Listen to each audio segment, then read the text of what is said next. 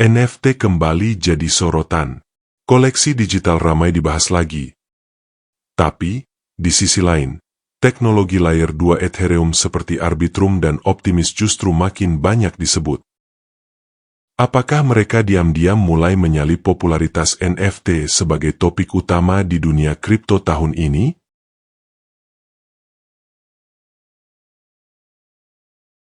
Saat pasar kripto mulai pulih dari kejatuhan sebelumnya, banyak proyek NFT baru bermunculan dengan konsep yang lebih segar dan menarik. Mulai dari koleksi seni digital generatif, aset dalam game berbasis blockchain, hingga karya musik yang bisa diperdagangkan bebas. Tapi muncul satu pertanyaan penting.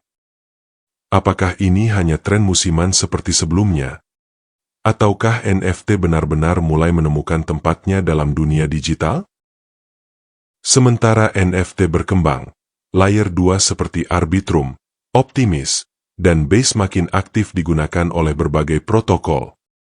Mereka menawarkan solusi atas masalah utama Ethereum layer 1, yaitu lambat dan mahalnya biaya transaksi.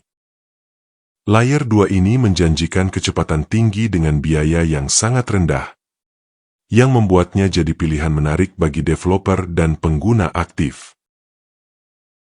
Data on-chain terbaru menunjukkan jumlah transaksi di jaringan layer 2 kini bisa melampaui Ethereum layer 1. Ini bukan sekadar angka, tapi sinyal bahwa adopsi besar-besaran teknologi layer 2 benar-benar sedang terjadi. Pengguna mulai nyaman dengan performanya, dan aplikasi-aplikasi mulai memindahkan aktivitas ke layer 2. NFT juga tak tinggal diam. Mereka ikut beradaptasi dengan perkembangan ini.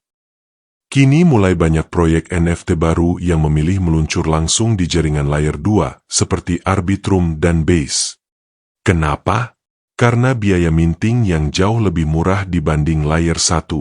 Ini sangat penting, terutama bagi kreator kecil yang ingin mengeluarkan koleksi tanpa biaya besar. Meski menjanjikan, layer 2 masih menghadapi tantangan besar. Banyak pengguna kripto pemula masih bingung bagaimana cara memindahkan aset lewat bridge, mengatur wallet yang kompatibel, dan memastikan keamanan transaksi di layer 2. Kebingungan ini bisa memperlambat adopsi massal jika tidak diatasi dengan edukasi dan antarmuka yang lebih ramah pengguna. Di sisi lain, NFT juga mulai meninggalkan kesan sebagai gambar mahal dan berkembang ke arah utilitas nyata. Kini banyak digunakan sebagai tiket digital untuk konser dan acara, sertifikat digital untuk produk dan pelatihan, bahkan sebagai identitas virtual di dunia metaverse. Transformasi ini bisa membuka jalan baru bagi NFT agar lebih relevan dan berkelanjutan. Layer 2 juga terus berinovasi. Selain Optimistic Rollup, kini ada teknologi baru seperti ZK Rollups dan Validium. Keduanya memungkinkan transaksi yang hemat biaya, lebih cepat, dan bahkan menjaga privasi pengguna. Ini membuat layer 2 semakin kompleks sekaligus semakin kuat sebagai fondasi masa depan Web 3. Saat ini, investor dan developer mulai membandingkan dua tren besar ini, NFT dan layer 2. Mana yang lebih menjanjikan dalam jangka panjang? Mana yang memberi keuntungan lebih besar?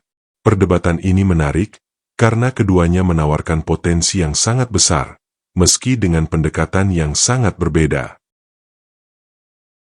Jika dilihat lebih dalam, NFT dan layer 2 sebenarnya bukanlah pesaing, tapi saling melengkapi.